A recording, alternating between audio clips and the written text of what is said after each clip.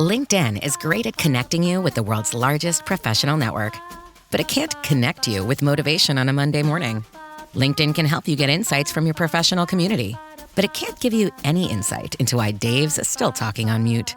And while it can't stop your boss from bringing tuna for lunch, LinkedIn can help bring your career to the next level. LinkedIn is the network that works for you. Visit LinkedIn.com to learn more.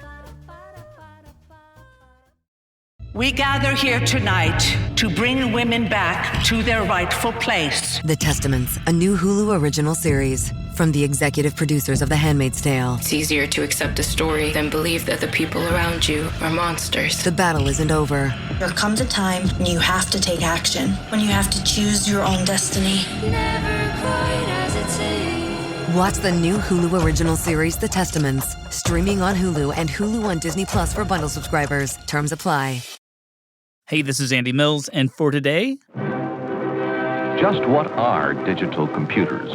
The computer. Are they man-made monsters that perform mathematical miracles in millionths of a second? From where we sit today, it's actually kind of funny to look at how we were thinking and talking about the computer just decades ago. Are they superhuman machines that can solve any kind of problem? How mysterious they seemed to the general public. No, nothing miraculous at all, nor monstrous. The working parts are transistors, vacuum tubes, magnetic devices, and other electronic components. But we've got to remember that the computer is still a relatively new normal in the world. For example, in 1980, only 1% of Americans owned a computer. Let that sink in, 1%. When the personal computer industry first got started, there was robust discourse for many years about why an individual would even want a computer, let alone need one.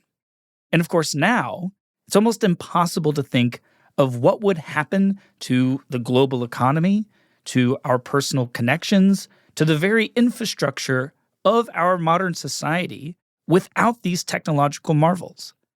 But our story today is about how the computer itself may be about to take its most radical and bizarre step forward in its evolution, and how that might prove to be even more transformational to the future of the human race. Imagine opening up your computer, breaking it open, like unscrewing the back and looking about the guts inside.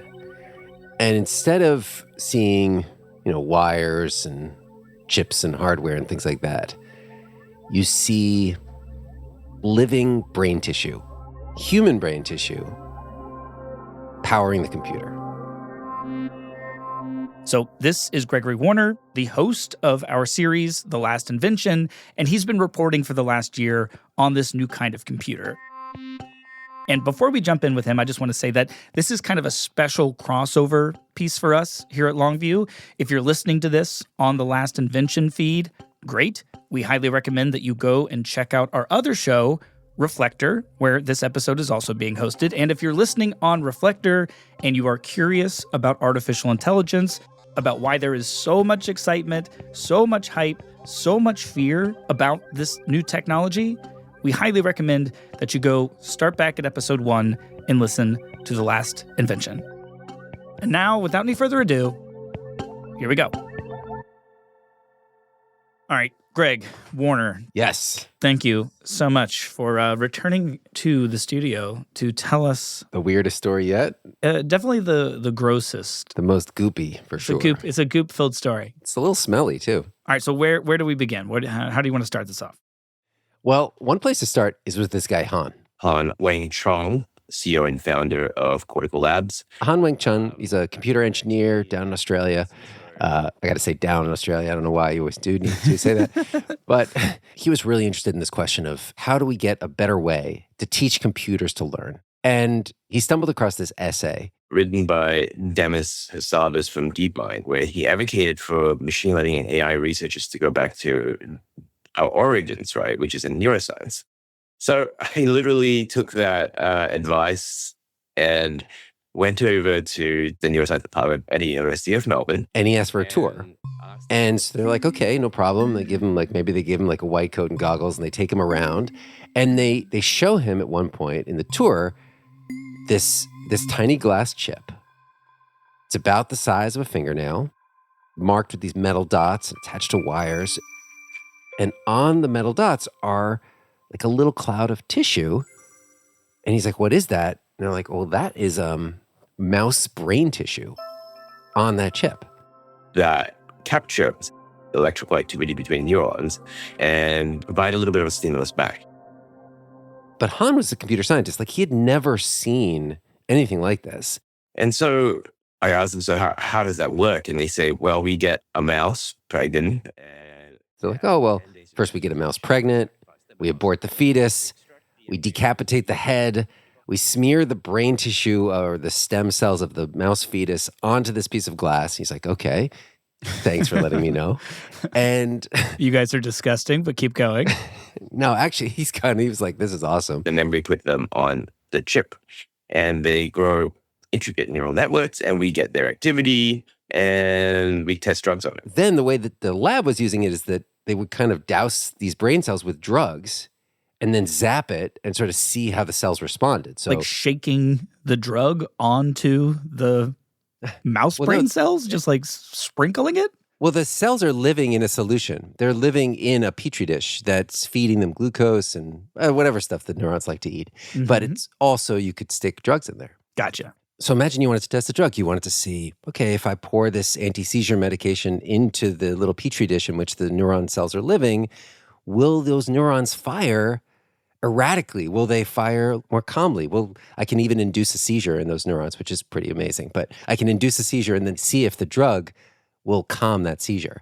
So it's a really useful way to, instead of like giving a mouse a seizure and then feeding it the drug, I could just see real time what's happening in the brain, or to the brain cells rather. It's almost like, going straight to the source. Yeah. So Han looks at this and he's like, wait a minute.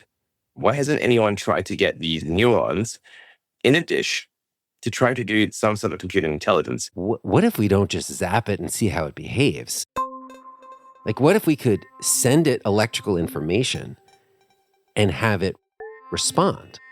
What if we could get it to compute? And I'm sorry if this is an obvious answer to this, but like, why would he even think that's possible? Right. It doesn't sound like a thing from like a biological lab. That sounds like a thing from science fiction. Well, there have been biological computers in the past. Kind of one of the earliest experiments of this was in the late 90s. It was something called the leacholator. It used leech neurons attached to wires to basically perform simple addition. So it could like send in a 2 and send in a 4, and the leech neurons would send out a 6. We're talking like blood-sucking leech wormy things? Oh, yeah. And they chose those neurons because those leeches apparently have like these huge neurons, so they were easy to work with. Okay, so some people had already made a calculator out of the neurons of leeches, and he's seeing what's going on with this mouse brain, and he's like, let's build off this. Yeah. The way Han puts it is, you could think about a neuron as like a little mini computer. It takes in electrical information, it processes that information, kind of does something with it, and responds. And of course, when there's a whole bunch of them in our brain, they could do a lot of big time thinking. Mm-hmm. But the thing about the leacholator and some other later biological sort of type experiments, yes, they showed that there could be some kind of computing that happens in terms of input-outputs, but nobody had figured out a way to actually teach a neuron to learn a skill. I mean, the leacholator could add numbers, but it didn't like become better at adding numbers over time. It didn't like suddenly learn multiplication. So Han was like, okay, I need to just figure out a way to not just talk to these neurons, but actually get them to learn. Amazing. Well, before we get into like how all that works and how he goes about it, I just would love a mental picture here. What does he actually build? What should I have in my mind's eye is the contraption, the device that he puts together here? I don't even know the right words for it. It's like, it sort of looks like an Xbox. It's the size of one. Okay. But it's got a glass cover where you can actually peer inside. And what you see inside, it doesn't look like any computer you've ever seen. There's no circuit boards. There's no sticks of RAM in there. Instead, it kind of looks like a little fish tank, honestly. Huh. It's got a tube for humidity, an oxygen pump, there's a heater, and then at the bottom of it, there's a petri dish. And inside the petri dish is a little glass chip, and there's that smear of neurons on the glass chip. You wouldn't even know it's there. It's just a little filmy cloud. Just a little bit of living brain. Right. Although in his case, he did not use mouse neurons. He used human neurons. All right, so he's got these human brain tissue, these real human neurons alive, living inside of this thing. Yeah. And they're sitting on a chip? Right. And under that chip are all these wires coming out to the back of the computer. So basically, when you type into that computer, when you program into that computer, you are sending electricity to those neurons, and those neurons are talking back. And they're sending electricity out. And so you have a two-way electrical communication with human brain cells. Wow. And Greg, before we continue on with the story, I have to ask, does it smell? It kind of smells. Like, does it smell like a pet shop or something like that? It smells like, I think like it smells like a hospital. Sort of like that faintly sweet, but also sterile. Right. Also like kind of plasticky metal smell. Interesting. So, okay, he builds this contraption with the living human brain tissue in it. And what does he actually do with this device? So Han was like, okay, I need to just figure out a way to not just talk to these neurons, but actually get them to learn. And he decided to start, again, maybe inspired by his icon Demis Hassabis, with a game. And he starts with a very, very simple game. A game called Pong, invented by Atari. Pong. Now at last you can play at home. You know Pong, right? Classic. It's a classic. It's actually still fun, even though it was the first ever commercially successful video game. Mm-hmm. And for those who maybe are not familiar with Pong, basically it's like table tennis. You have a paddle on each side, and you have a little digital ball that's bouncing back and forth. The only job is to keep that ball alive. Follow that ball and just make sure it doesn't pass you. And that's what he's going to teach these brain cells to do. Okay, so how is he going to go about doing that? Like, walk me through this. Like, what does one do? I don't even know where you begin in this situation. I mean, if you think about how you program a computer, actually, I don't even know how this works, but you basically send it binary code, ones and zeros, and it's able to decode that information and make all these kind of amazing outputs. But the human brain cells will not understand ones and zeros, and if they do, they will not respond to ones and zeros. So Han says what he realizes early on is that to work with a biological computer, it's a lot more like training a puppy or like teaching, I don't know, a baby, because you're using reward and punishment.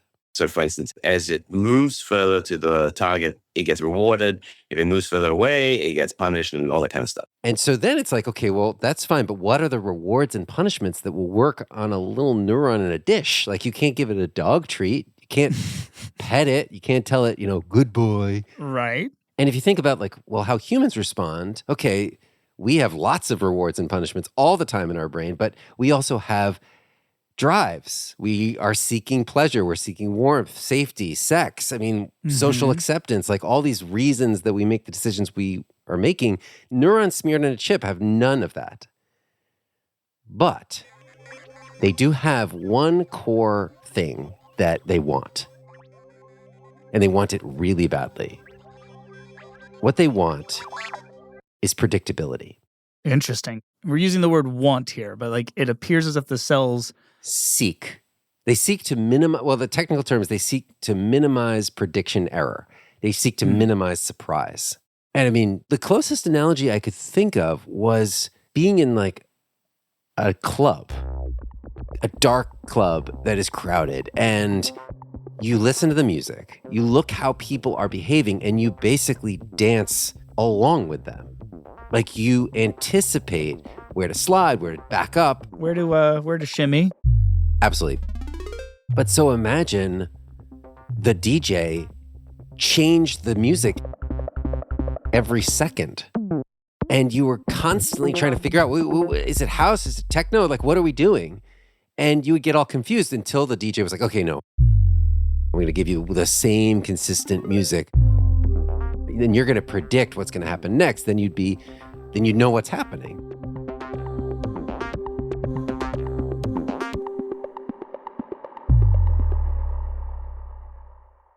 So you're saying that he learns that on a cellular level, our neurons, they like predictability, or at least they seek predictable information, kind of like a predictable beat that they can dance to. Yes. And so with that baseline of knowledge about what the cells seek or what they want, how does he build off that to get them to do what he wants?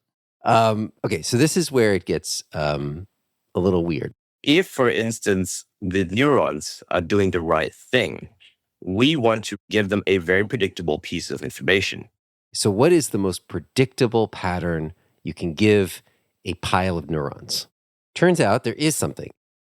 It is a very beautiful sine wave, and it goes like...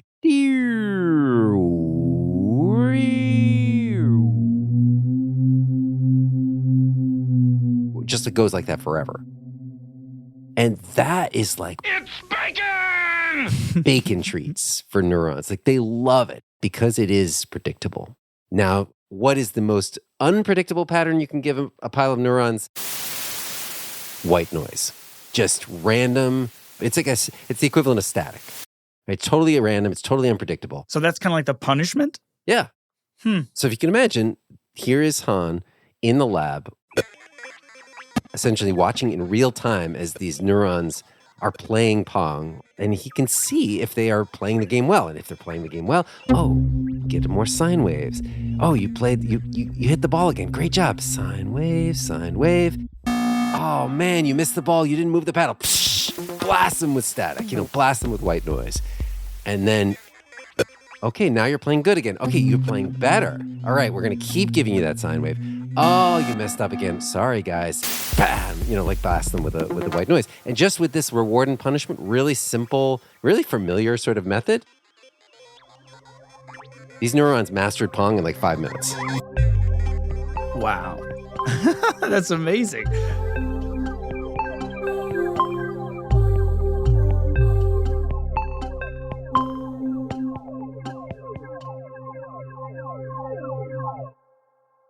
Well, at the risk of, over anthropomorphizing these brain cells. Well, I mean, they are human cells, right? Right. These are human cells. Yeah. Is there any cruelty in this? Like, are these living cells experiencing something like suffering or pain? You mean not being in a brain, not doing what evolution told them to do, but instead getting zapped by Han? Yeah, and forced to play Pong, or else they get zapped. No, they love it. They absolutely love this. Who wouldn't?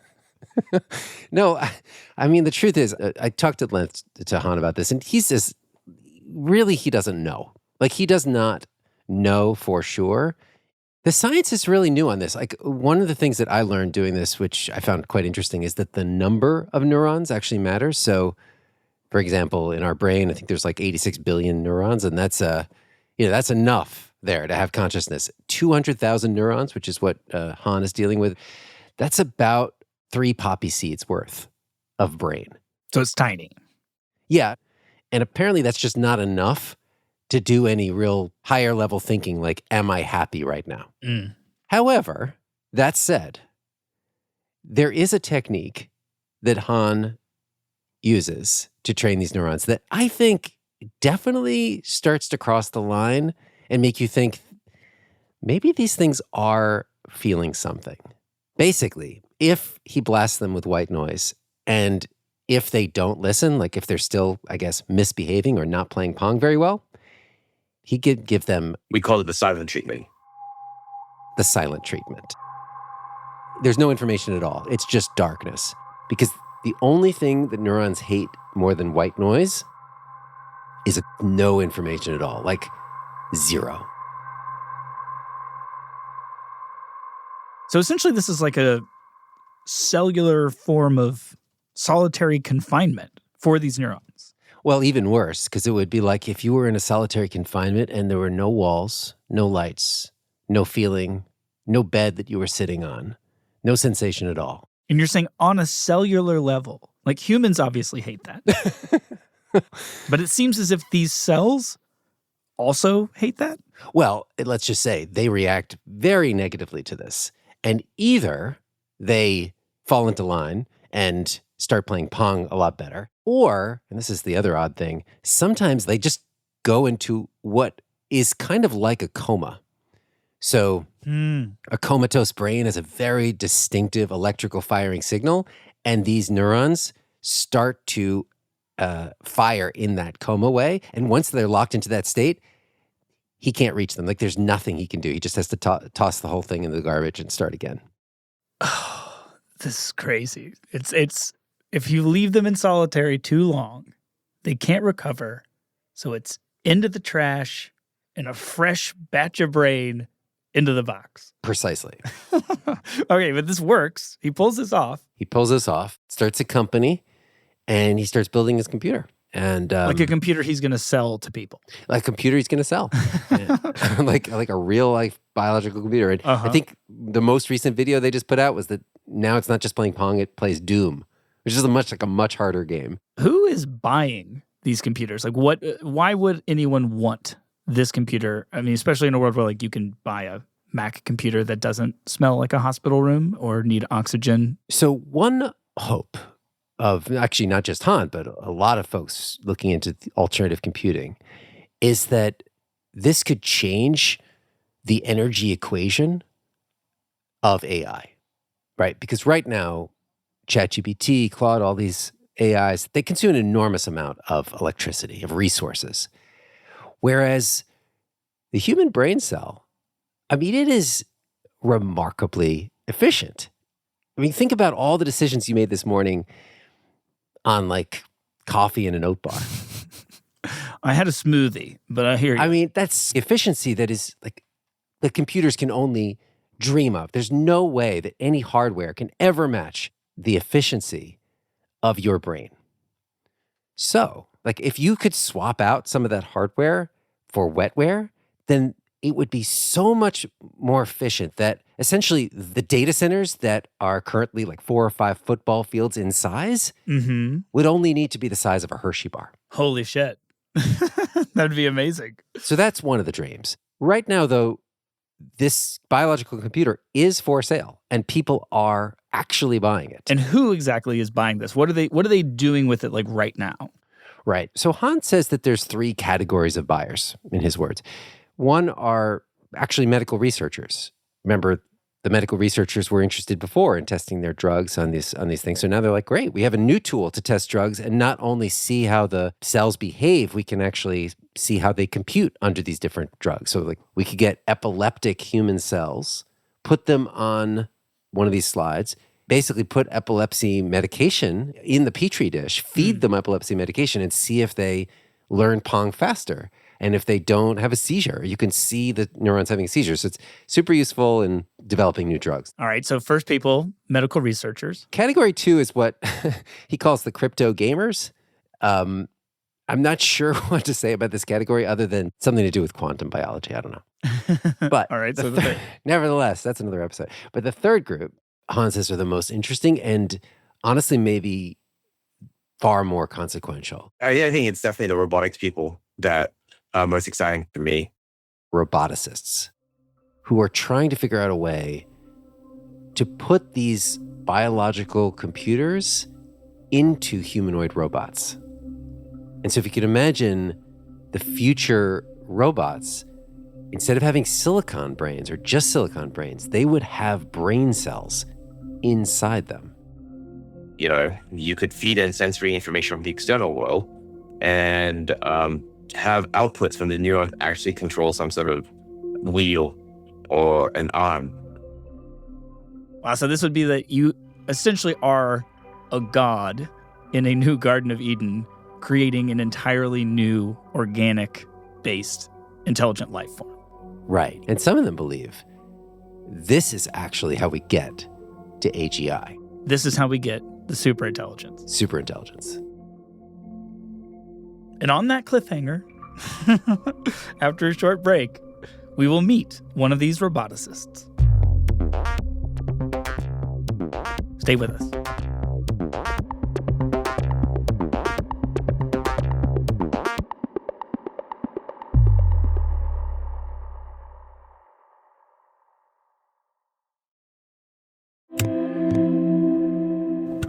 Hello, everyone. This is Matt, co-founder here at Longview, where we report stories that are grounded in curiosity and context, not political bias. As we say, it's not the left view, not the right view, but the long view. One way we sustain this business is by advertising, but we are also listener-supported. And if you would like to go ad-free and support us at any dollar amount that you'd like, you can do that by clicking on the link in our show notes or by going to longviewinvestigations.com. Until then, here is a brief message from our sponsors.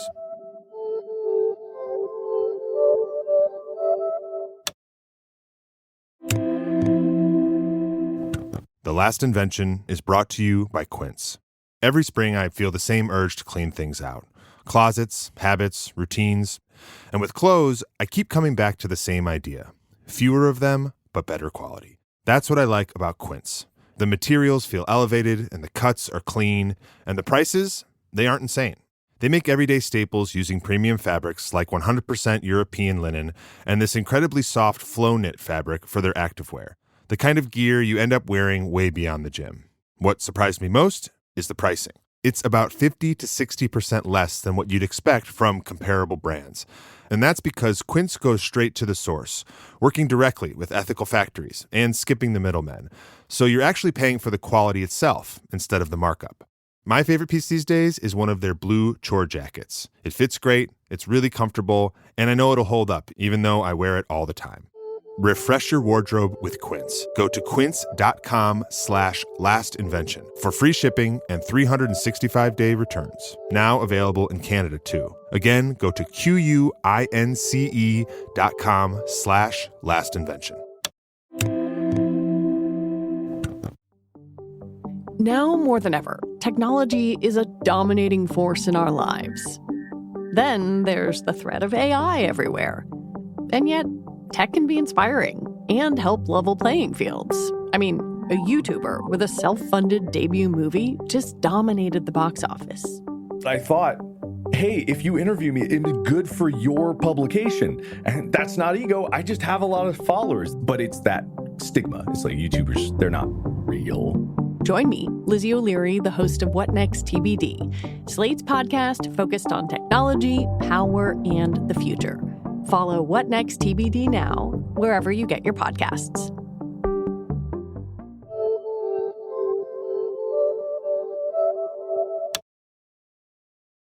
All right, I'm Andy Mills. You are listening to both Reflector and The Last Invention, very special episode, and we are back with Gregory Warner. So there's this classic conundrum in robotics, which says that things that are really hard for humans, like chess and math, things like that, are really easy for computers, but things that are super easy for humans, like catching a ball or walking upstairs, are really, really hard for computers or robots. I mean, we've for years, decades, have expected robot workers around us to be, doing the laundry and, doing all the messy labor in our factories, but that's just not happened. Instead, we have AI replacing cognitive labor, doing a lot of legal briefs, medical diagnoses, but we're not living in a world really with humanoid robots among us. Mm-hmm. And it's not that we can't build robots that can walk upstairs or fold laundry. It's just the amount of data and shifting data that's necessary to do those really seemingly effortless tasks is quite immense for a robot. So, like, one of the ways in which you see this really well is if you watch the humanoid robot space. We have Stanford, UC Berkeley. Just like in AI, they are playing games. In this case, they are playing sports. Mm-hmm. I think in San Francisco, they had like a robot fight club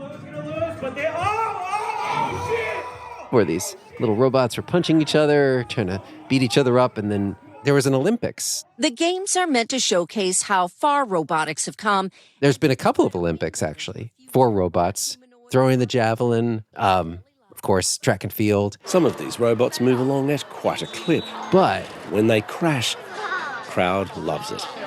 If you watch it, I mean, it's not that it's not impressive, but they're sort of running. Some of them fall over because they can't run a straight line. I mean, I couldn't build them. I don't want to show any disrespect. No, it's cool. It's amazing. But it's not like scary. It's not like these robots are going to replace humans anytime soon. It's this dream of us living life alongside these, very intelligent, very helpful humanoid robots.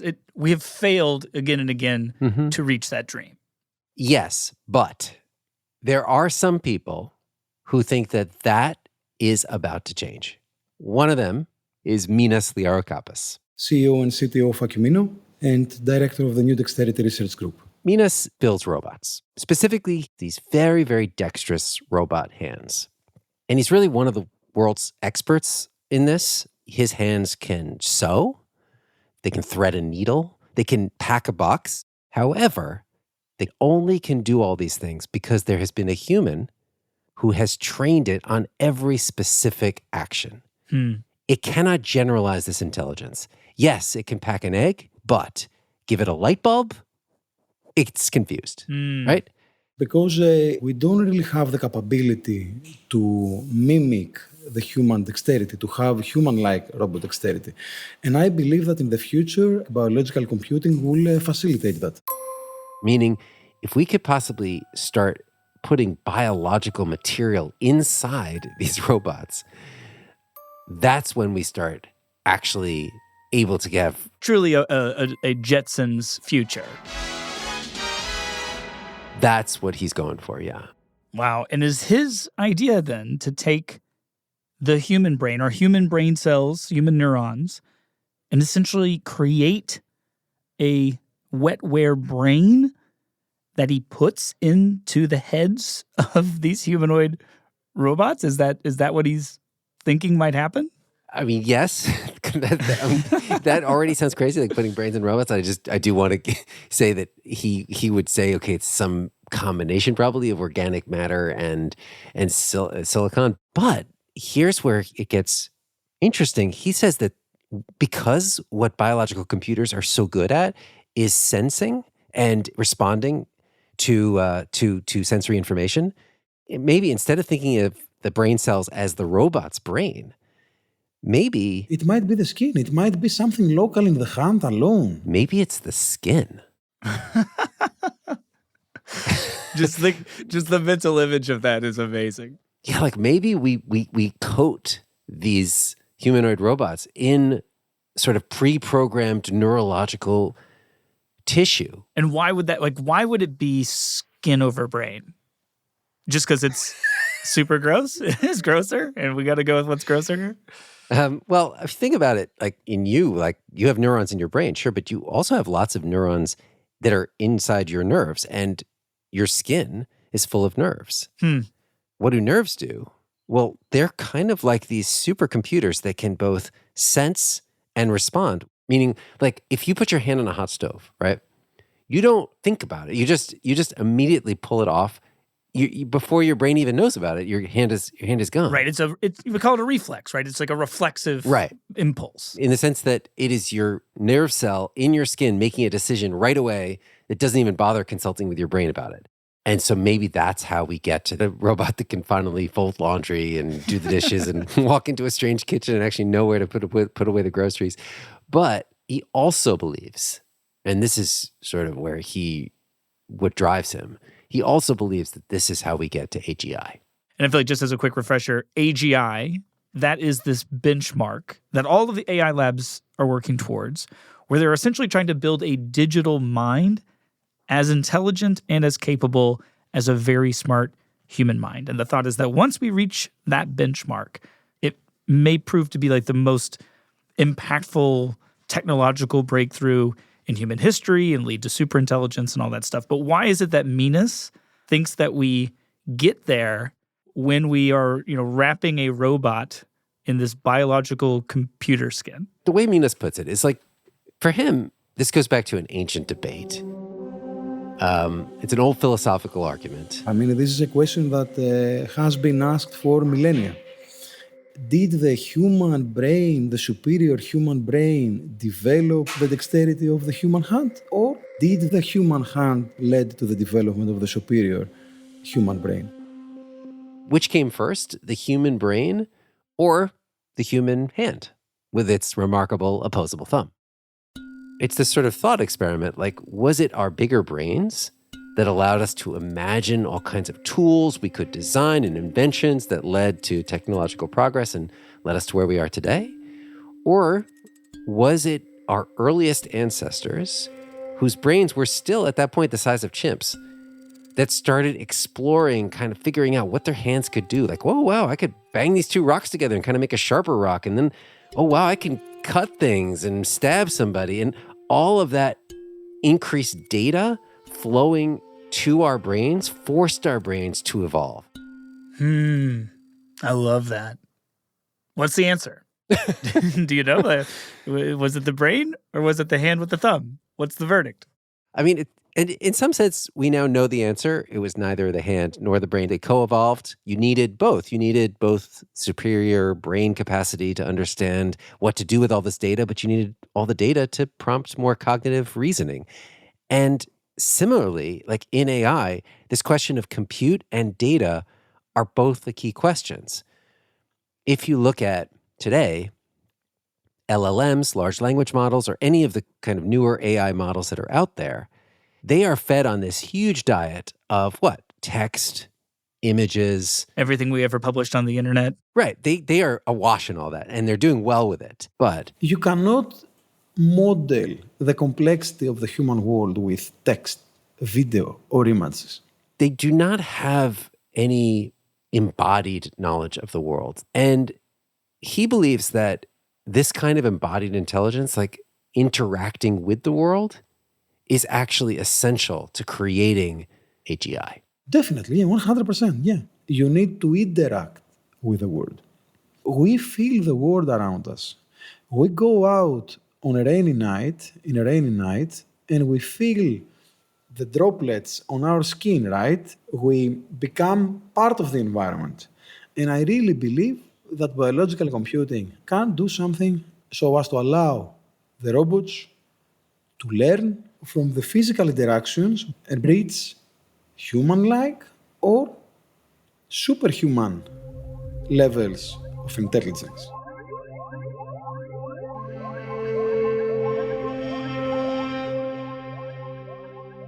I think what's kind of amazing about this is it makes us think differently about work and intelligence. Because if you think about the kinds of things that AI can do, like impressive bits of writing and math and chess playing, etc., those are all maybe what we think of as intelligence.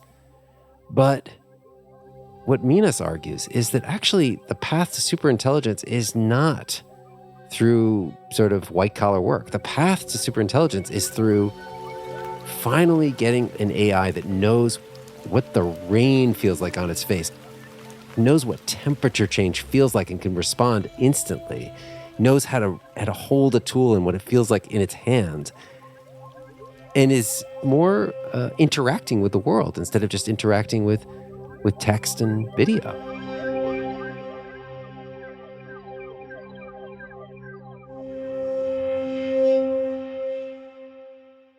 And maybe I could just add one little thing, because the other thing about a biological computer, let's not forget, is that because it is neuron-based, it can communicate with our brains.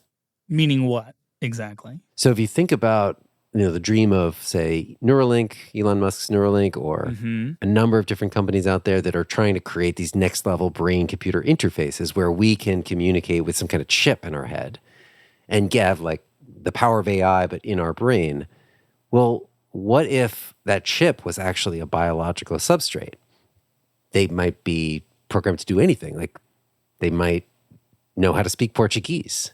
And suddenly I just stick that chip in my brain. I mean, I'm not trying to get sci-fi. This is very far off, but I mean, this is the hope. Wait, not just... Let me say this back to you. You're saying that maybe we create a robot out of our wetware. We develop this AI that maybe hits AGI, maybe goes all the way to superintelligence. And then, in turn, we take that superintelligence in its organic-based, AI system, and we stick it back in us? Is that what you're saying? I mean, I think what I'm saying is... I think and what I'm saying we is... become the superintelligence. Well, it's like, I mean, Look, Minos is testing this thing out right now. The only thing he's trying to get this biological computer to do is hold a pen. Right? So Right, it's early days. This is their early days. This is where we're at now. But where is this trend line going? A fusion of biology or biological substrate and machine intelligence, augmenting our own brains.